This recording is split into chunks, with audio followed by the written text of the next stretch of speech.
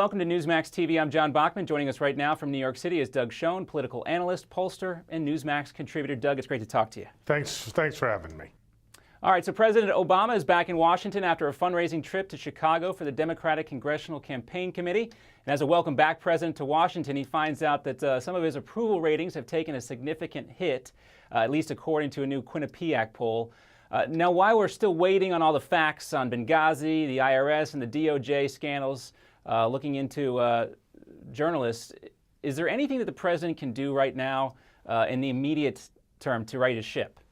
Well, there are a couple of things. First, what he's trying to do is focus on doing the people's business, on seeming to work on creating jobs and stimulating the economy, working to implement Obamacare, so he can make the argument both implicitly and explicitly that he is focusing on what people really care about and the Republicans are overreaching. But do you think that will work? I mean, he does need some partners on the other side of the aisle to move forward with his agenda. Does he have any partners to work with? I don't think he does, and that may even work to his advantage. And I say that because the president is basing his logic on the intransigence of the Republican Party, their unwillingness to cooperate, and by appointing James Comey as head of the FBI, he's suggesting that he can be bipartisan and that the Republicans are not.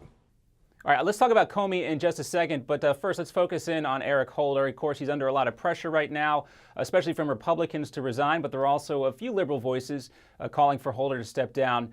But we also heard the president double down on his support for Holder. Still, in the back rooms, there has to be some talk right now on a possible exit strategy for Holder sooner than later, right? I think that that's probably right. The problem is if the president gives up on Holder, as he probably will have to at some point, whether now or in the future, it will be a sign of weakness and capitulation.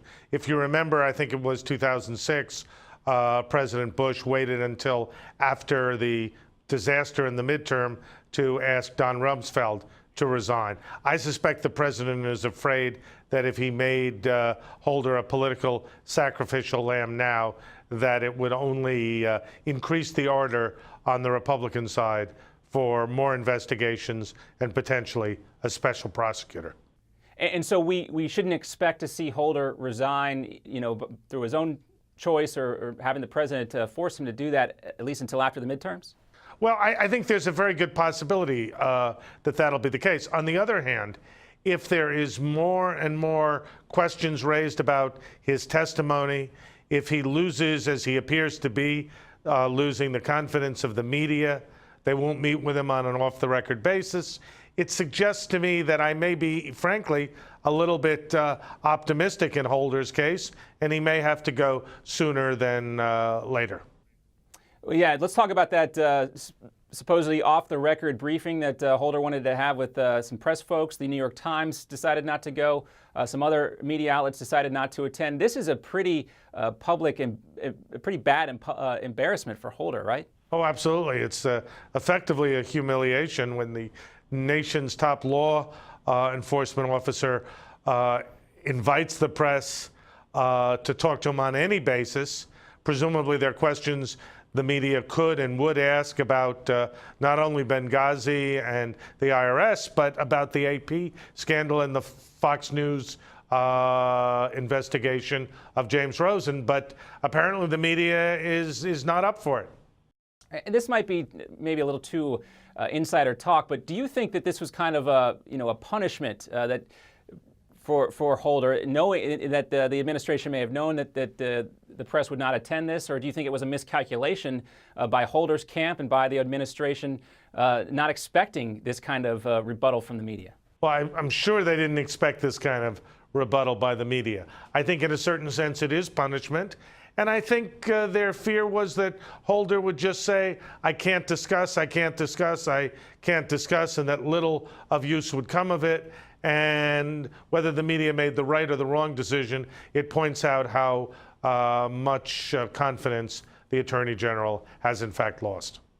And it does appear that he's lost a lot of confidence, and never a good thing when you lose the confidence of the media, and to this extent. Let's move back to the potential new FBI director. President is believed to. It's believed he's going to replace FBI Director Robert Mueller with James Comey, a former Bush administration official. Comey is clearly qualified and respected. Is this anything more than an attempt by the president to appease Republicans, or maybe really just a pragmatic approach, considering some of the other alternatives would definitely face a much tougher confirmation process? I think it's a pragmatic decision. I think Comey has shown restraint on wiretapping. He is, by all accounts, somebody who is a zealous and nonpartisan law enforcement official with a long history as a prosecutor. So my sense is it's a very good decision by the president and well needed.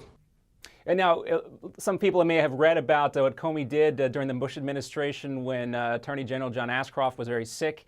The Attorney General power had been transferred over to Alberto Gonzales, and he and Andy Card, President Bush's chief of staff, attempted to get a wiretapping program renewed while Ashcroft was still very ill. Comey stood up and didn't allow that to happen. Is he viewed as a hero among people that work in Washington in the defense or in the FBI as well as in the Justice Department? I think he's seen as a straight shooter.